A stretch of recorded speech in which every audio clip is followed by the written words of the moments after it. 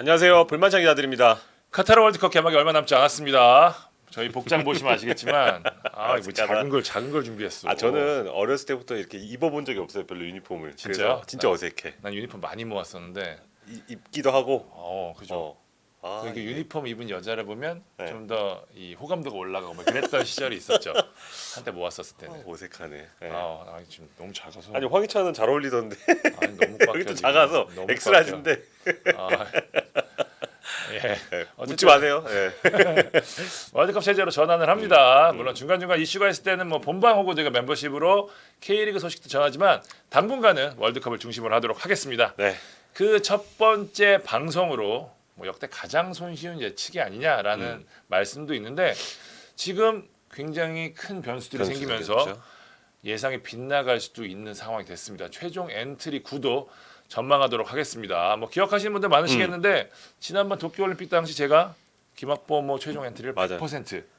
100% 맞추지 않았습니까? 그때 적중률도 좋았고 조회수도 좋았고 정말 좋은 방송이라는 평가를 여기저기서 많이 들었던 기억이 있습니다. 저희가 그 승부 예측은 아니더라도 이런 거는 좀 뭐 맞아야 네. 되지 않겠습니까? 네. 이번에도 한번 도전해 보도록 하겠습니다. 네, 이번 엔트리의 변수는 역시 26명 체제가 될 것 같습니다. 이전까지는 23명을 뽑았는데, 근데 요새는 이제 이번에는 포지션별로 복수 체제를 갖추고 특수 포지션인 골키퍼를 한 명 더 추가하는 형태가 됐었잖아요.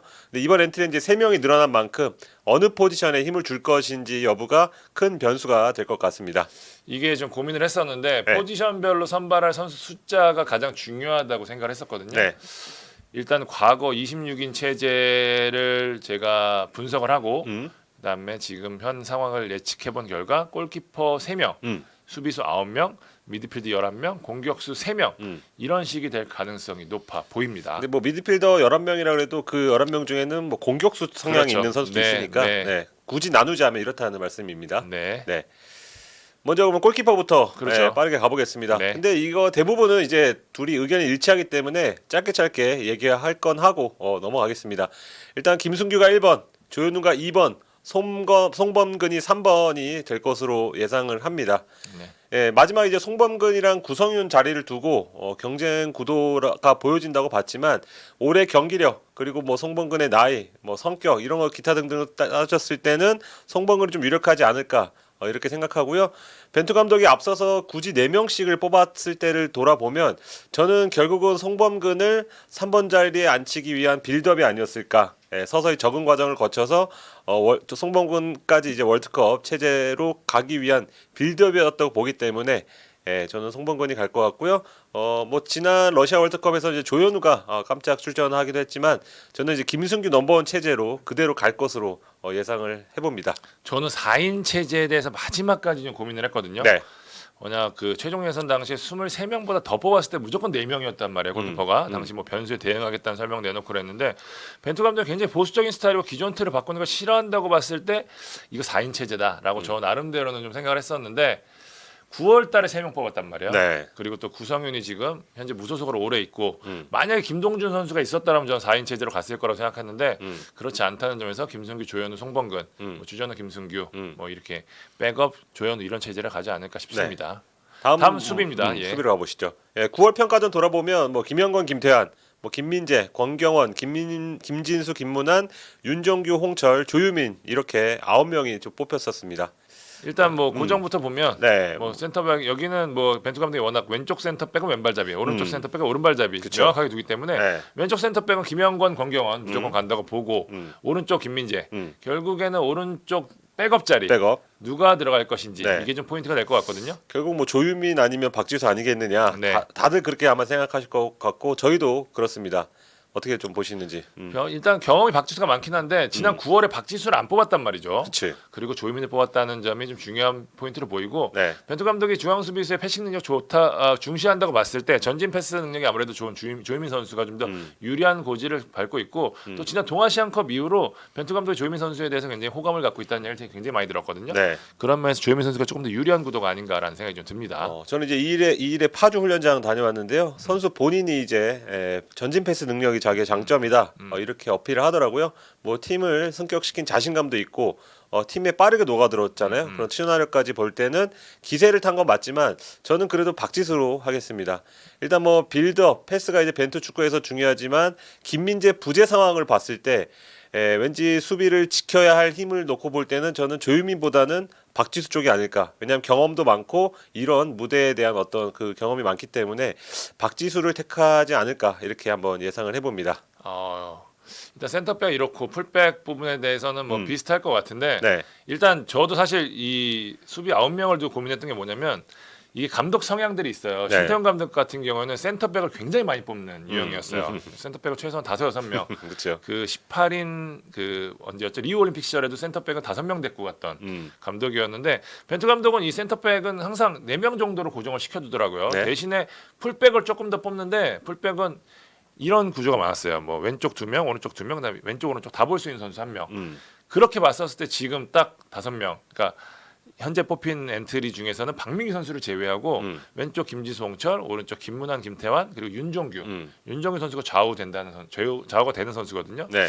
그런 면에서 저는 5명에서 이렇게 아까 말씀드린 김영권, 권경환, 그다음에 김민재, 조유민, 그다음에 지금 말씀드린 풀백 5명에서 9명이 가지 않을까라는 생각이 듭니다. 과거에 강상우 선수를 그렇죠. 이렇게 네. 대기를 시켰죠. 네. 경기 투입은 하지 않았지만 근데 이제 강상우 역할을 윤종규 선수가 최근에 하고 있고 저는 윤종규를 월드컵 데려갈까 이런 생각이 있었는데 지난 코스타리카전에 기용하는 것을 보고 뭔가 벤투 감독이 이 윤종규에게 있어서 좀 만족하는 부분이 있구나 어떤 인버티드 움직임 같은 것에 좀 꽂힌 게 아닌가 이런 생각이 들어서 저도 똑같이 뭐 김지수, 홍철, 김문환, 김태환의 윤종규까지 같이 월드컵에 갈 것으로 예상을 합니다. 역시 관건은 미드필드진이 될 네. 것 같습니다. 특히 손흥민 선발 여부가 굉장한 변수로 떠올랐고요. 네. 여기에 또 많은 팬들이 관심을 갖고 있는 이강인 선발 여부 네. 저희의 생각을 한번 말씀드리도록 하겠습니다. 손흥민 어떡하나요? 지금 네. 다들 온 국가가 지금 다 슬퍼하고 있는 것 같습니다. 네네. 손흥민 선수가 이제 마르세유전에서 이제 그 뭐라 그래요? 안화 이쪽 눈 아래쪽을 다치면서 그 오늘 발표를 했죠. 토트넘 구단이 이제 수술대에 오른다. 그래서 지금 여러 의료계 소견도 들어보고 해보면 뭐 최소 뭐 4주, 뭐 최대 6주 이렇게 좀 얘기가 나오는 것 같아요. 일단 뭐 간단히 좀 설명을 드리면 네, 수술을 언제 하는지가 일단 가장 중요합니다. 일단 붓기가 빠진 상황에서 수술이 들어가야 되는데 네, 수술이 빠르면 빠를수록 회복하는 기간도 길어지기 때문에 일단은 수술을 언제 하느냐. 일단 토트넘 금주 중이라고 발표를 했는데 이게 뭐 일요일이 될지 혹은 뭐 당장 내일이 될지 이 부분에 따라서 며칠 상관이 이제 중요하고 기본적으로 4주라고 봤을 때 12월 1일이란 말이죠. 돌아오는 시점이. 그렇죠. 그럼 우리 마지막 경기를 12월 3일 날 3일 치르게 하죠. 되는데 그 변수를 과연 감안하고 손흥민을 뽑을 것인가. 물론 손흥민 선수가 과거에 뭐 햄스트링 3주였는데 1주 만에 복귀한 적도 있고 여러 가지 전력이 있는데 아직 지금 부상 부위가 정확히 발표가 되지 않았단 말이에요. 그러니까 안화골절만 있으면 생각보다 빨리 될 수 있대요.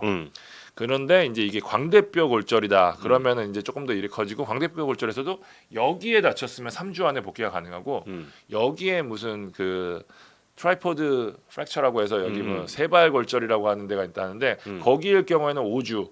우리가 흔히 말하는 일반 광대뼈일 경우에는 뭐 4주 정도 되는데 여기에 이제 어느 부위에 따라서 어떤 부상 형태이냐라는 게 굉장히 좀 중요해지는데 어쨌든 이게 어디 골절이 되더라도 이 광대뼈 골절이 되면 무조건 안화골절이 온다고 해요. 네네. 안화골절이 온다는 건 무슨 얘기냐면 여기 눈을 잡아주는 뼈가 이제 다행히 여기가 힘을 받쳐주는 뼈는 아니고 그냥 지지해주는 뼈잖아요. 우리가 이런 데는 이제 안 써야 되는 건데 여기는 뭐 수술만 하고 나면 일단 당장 움직이는 데는 문제가 없는 상황이니까 손흥민 선수가 뭐 이 프로텍션 마스크 같은 거를 쓰고 뭐 이런 것들에 대한 방법들 혹은 본인이 굉장히 의지를 보인다면 그거보다는 빠르게 갈 수 있다는 가능성도 분명히 열려 있다는 점에서 그리고 또 많은 분들 얘기하지만 케빈 더브라이너 사례를 많이 좀 꼽고 있잖아요. 네, 그 부분들까지 좀 봐야 되기 때문에 손흥민 선수의 경우는 뭐 사실 저희가 방송을 찍고 방송이 나가는 순간 어떻게 결정이 날 수도 있겠지만 일단은 저희 이 과연 이번 엔트리에 포함이 되느냐 안 되느냐가 지금 굉장히 좀 중요한 부분을 차지할 수 있잖아요.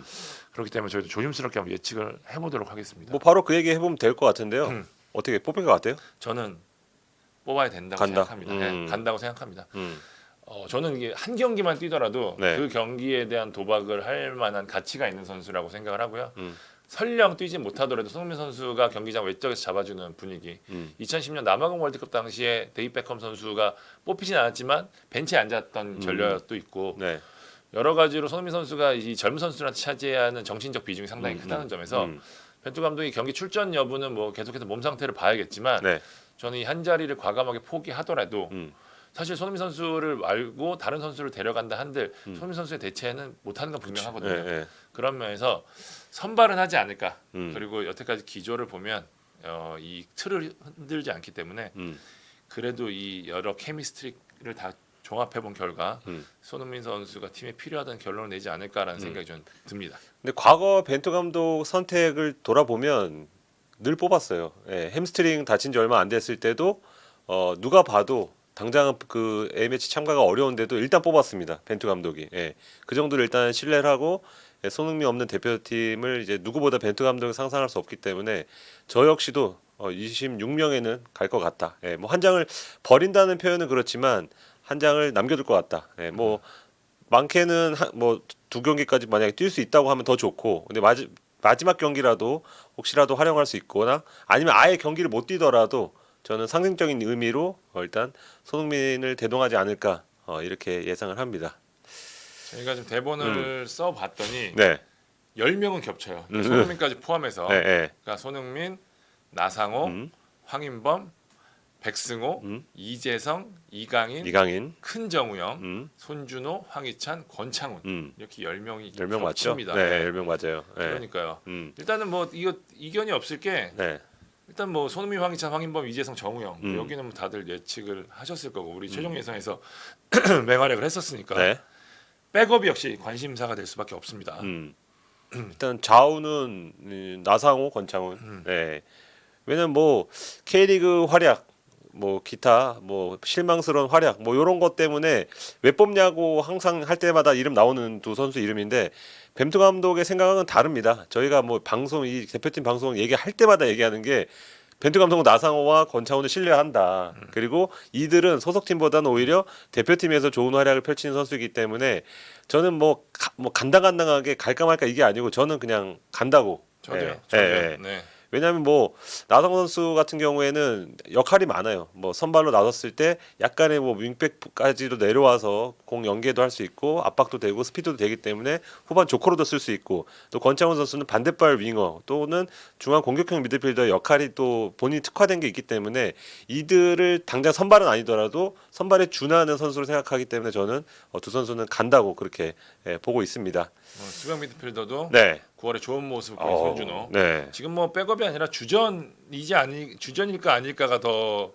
중요한 부분이 될 것 같고요. 네, 왜냐면 큰정우 형이 최근에 좀 안 좋았기 때문에 폼이.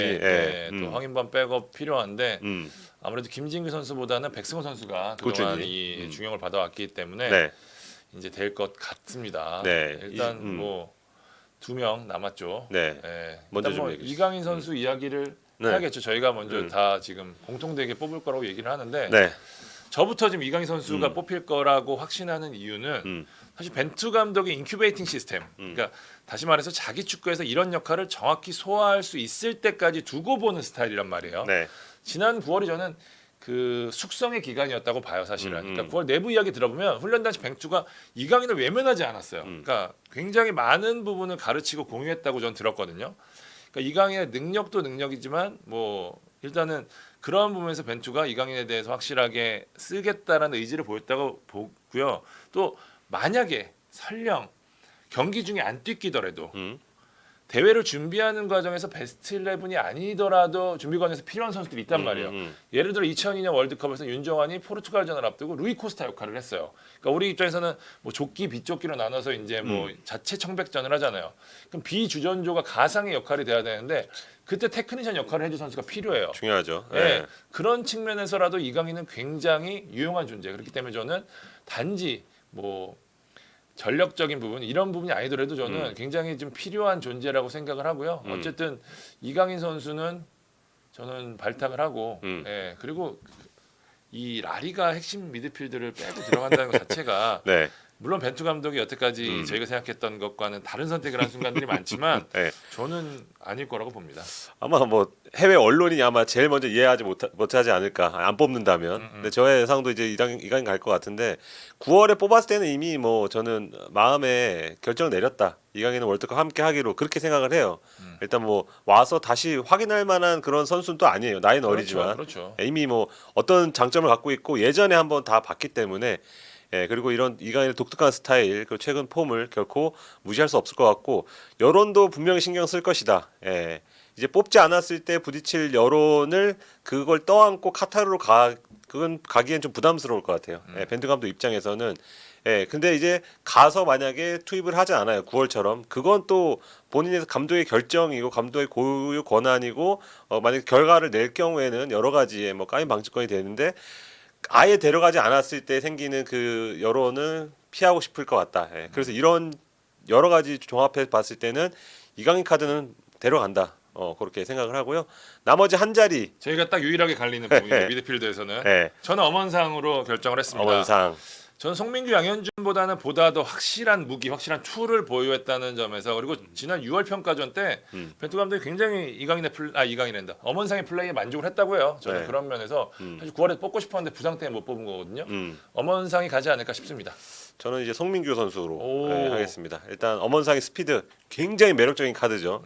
요거 조커로 잘 쓸 수 있는데 일단 뭐 벤투 감독 축구를 잘 이해하는 쪽은 아무래도 또 오래 있었던 송민규 선수라고 보고 전술 이해도라던가 그리고 최근 폼도 나쁘지 않았습니다. 그런 점 볼 때는 송민규 카드가 더 좋아 보인다. 그리고 엄원상이 할 수 있는 역할 물론 엄원상만 할 수 있지만 나상호 그리고 작은 정우영도 비슷하게 후반에 들어가서 뭔가 경기의 차이를 만들 수 있는 어떤 스피드로 그런 역할을 할 수 있는 선수들이 있다고 보기 때문에 그와는 다르게 좀 다른 스타일을 공을 지킬 수 있는 등딱을 할 수 있고 공을 지킬 수 있는 송민규 카드를 마지막에 조금 가져가지 않을까 이렇게 한번 예상을 해봅니다. 두 자리가 갈리네요. 저랑 박지수, 조유민, 엄원상, 송민규. 근데 송민규는 살짝 다른 선택을 한 것도 있어요. 너무 똑같이 가면은 둘 다 틀리기 때문에. 근데 저도 송민규 속마음도 송민규 갈 것 같습니다. 마지막 공격진입니다. 뭐 이견이 없죠 뭐. 일단 뭐 부상이 없는 한 황의조, 조규성 그리고 작은 정우영. 이게 왜 그러면 작은 자구형을 항상 벤투는 포워드 부분에 뽑았어요. 여태까지 한 번도 거르지 않고. 그래서 저희도 포워드에 넣습니다. 이게 그 9월 A매치 명단 보면 언제는 손흥민이 공격수가 있고 언제는 뭐 미드필더가 있고 헷갈리긴 한데 하여튼간 협회 기준으로 작은 정우영이 항상 공격수 와 있기 때문에 3명 중에 한 자리가 정우영일 것이다. 황의조 폼 같은 경우 좀 걱정이 되지만 그래도 뭐 어디 가서 지금 그런 공격수를 구합니까? 거기다가 한방 능력을 지닌 선수 황의조 선수가 갈 것 같고요. 조규성 선수가 만약에 손흥민 선수가 부상으로 인해서 제 역할을 하지 못한다면 저는 뭐 황의조 그것보다 오히려 조규성의 역할이 굉장히 커질 것이다. 그래서 이번 월드컵의 어떤 골을 책임지는 가장 큰 지분도 어쨌든 조규성한테 있을 수 있겠다. 이런 생각이 좀 듭니다. 그러니까 손흥민의 부상이 굉장히 큰 게 느껴지는 게 뭐냐면 벤투 감독이 6월 A매치부터 지금까지 손흥민을 확실하게 스트라이커로 분류하고 준비를 했어요. 그러니까 저는 사실 황의조가 부진하다라고 하는데 저한테는 그래서 황의조에 대한 부진은 큰 옵션이 아니었어요. 왜냐하면 무조건 손흥민이 최전방이니까. 근데 지금 손흥민이 다쳐서 뛰냐 못 뛰냐의 상황이 됐는데 어쨌든 뭐 돌아온다고 하더라도 최종 엔트리 들어간다고 하더라도 어쨌든 1, 2차전 정도는 다른 형태의 공격진을 꾸려야 되기 때문에 지금 황의조, 조규성 역할이 굉장히 중요했고 저는 무엇보다 작은 정우영 역할이 굉장히 중요해졌다고 생각하거든요. 맞아요. 그랬을 경우에 결국 손흥민이 갖고 있었던 부분들을 나눠 가질 수 있는 선수들이 굉장히 필요해졌는데 황희찬 뭐 한 자리 들어갈 거고 그다음에 이재성 이랬을 때 그래도 폭발력을 갖고 있는 정우영이라는 존재가 조금 더 쓰임새가 커지지 않을까. 말씀하신 대로 조규성도 그렇고요. 좀 어쨌든 대표팀 형태, 공격 형태가 좀 다시 달라질 수 있을 거라는 점에서 그런 점에서 조금 향후 벤투 감독의 준비는 좀 더 지켜봐야 되지 않을까라는 생각하는데 일단은 최종 엔트리는 무조건 이렇게 가지 않을까 싶습니다. 자, 지금까지 최종 엔트리 예측해봤습니다. 과연 얼마나 맞을지. 야, 손흥민 변수가 갑자기 떠서 저희 오늘 당일에 그렇습니다. 이걸 하기로 했는데 오늘 당일에 그 명단 그 발표가 나와서 좀 저희도 당황스러운데요. 그래도 뭐 함께 하지 않을까. 그렇게 한번 예상을 좀 해보겠습니다. 과연 벤투 감독 어떤 선택을 할지 그 명단이 공개될 12일 다 같이 함께 기다려 보도록 하겠습니다. 지금까지 볼만치 않은 기자들이었습니다. 감사합니다.